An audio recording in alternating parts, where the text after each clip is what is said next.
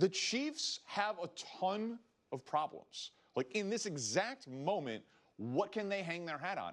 The other team gets paid to play too. It's a salary cap sport. The gap between the best team and the worst team in the NFL is usually 14 points, according to the odds makers. Sure. And here it's 6, and it's a road game at night. Let's just look at some of the things that the Chiefs have done. And yeah, it's through 2 games, and it's 2 games against the Chargers and the Eagles. But they cannot run the ball. They were amazing on third down last year. They cannot convert on third down. They cannot get takeaways. They cannot stop the other team's passer, and they cannot pressure the quarterback, despite, against Philly, blitzing more than in any game since Steve Spagnuolo has been the defensive coordinator for the Chiefs. They were blitzing Jalen Hurts, and they were not getting home. So I think they will win. I am not picking the Giants to win. But when you have that many problems, you can lose to anybody. That's just how the league works. When you look at that, you have to put it in the context of it's only 2 games. Sure. And it's 2 games against Super Bowl contenders. Well, I agree with you. And they only lost by, what, a total of 9 points. But the other thing, if you throw up Danny's graphic again, so here, I'm going to go through that and tell you the things that I think are real and fake.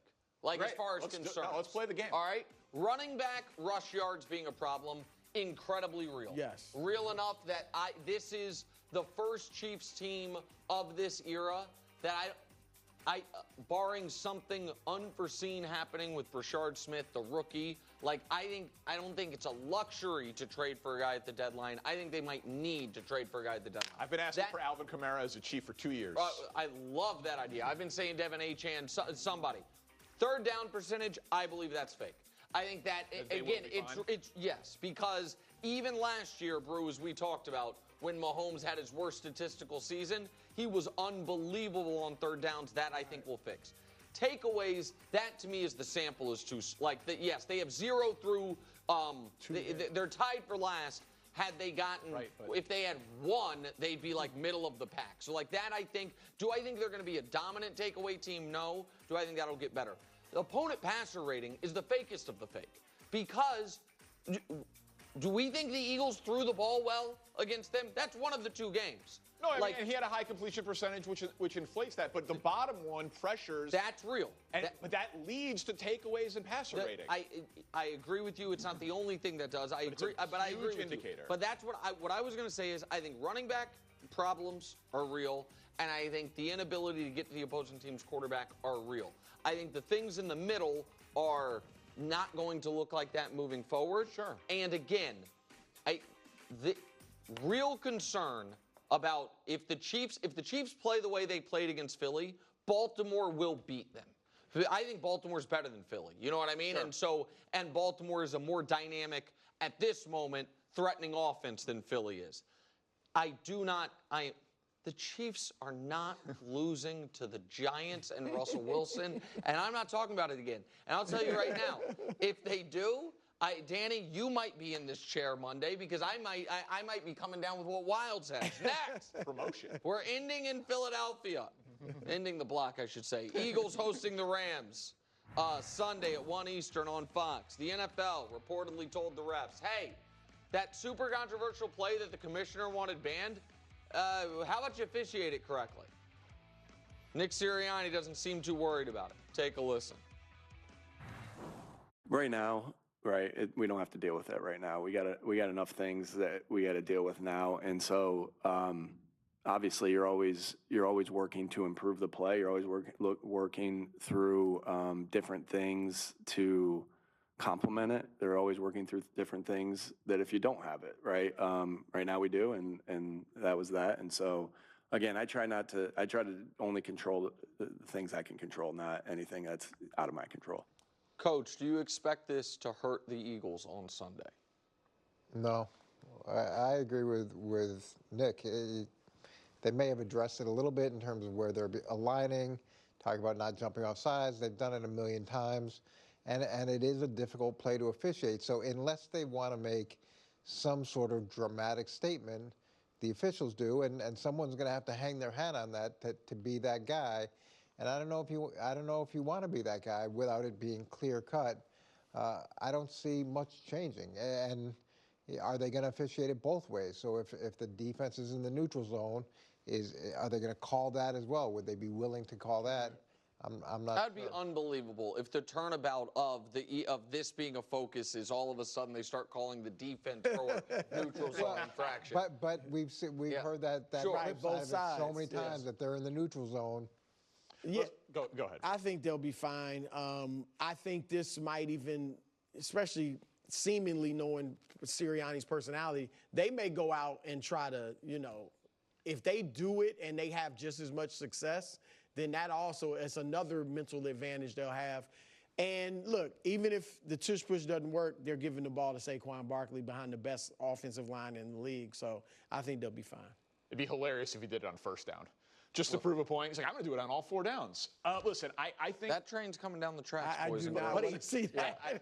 no one wants to see it, which is why they should have voted to outlaw it last year. Listen, I find this play to be uninteresting, predictable, bad television. Predictable because nobody can stop them. Yeah, and you know what's coming. Normally, I like when the ball is snapped. I don't know if it's a run or a Nobody pass. can stop the Eagles, but a lot of people have stopped other teams that try to. Right. Yes, right. So to That's the me, thing. that's what gives. That's why you shouldn't ban this play, just because they're better at it than everybody else. Yeah, my guess is there will be a penalty called in this game on it, which can change a drive. Yeah. But in the aggregate, over the course of the season, say it got outlawed tomorrow, I still think the Eagles would be the best 3rd and short, 4th and short team in the league by a comfortable margin because of Saquon, because of their offensive line, because And of even Jalen Hurts. yeah. And because of Jalen Hurts, who can squat 600 pounds, so he can probably push the offensive line 6 inches forward if he needs to. So I think we talk about it a lot because it's controversial and it's weird and it looks different than everything else. But in terms of its impact on Philly's success, I think it's way overstated. See, here's where I totally disagree with you. I agree. I absolutely agree that they would be a great short yardage team either way. The best. I think Detroit's probably great at. You know what I mean? I don't know. Baltimore should be great at short yardage, but Philly, the combination of Saquon and Jalen. The reason I think this play is massively important is not about the touchdowns. It's about 2 things. It's about their courage to go for 4th downs other teams won't in their own territory because it is such a lock, and the fact that they regularly on 3rd and 8 run the ball or throw intentionally short of the sticks where they're being let because the plan is if we get it within 2 yards, we'll go for it. I think that is where the real advantage is. I don't think it's when they have 1st and goal after a pass interference at the 1, and so that to me is a strategic difference. But you're still going under the premise that this is an unfair play. That No, they have an unfair advantage. I'm going under the and they're taking advantage of this unfair advantage. No. It's not that I think it's unfair. I agree with Roger Goodell. We're not going to have time to play the sound. Sean McVay, who called it a rugby play. Dan, who said it's ugly. It just doesn't feel like the NFL to me. But let me say this before we go.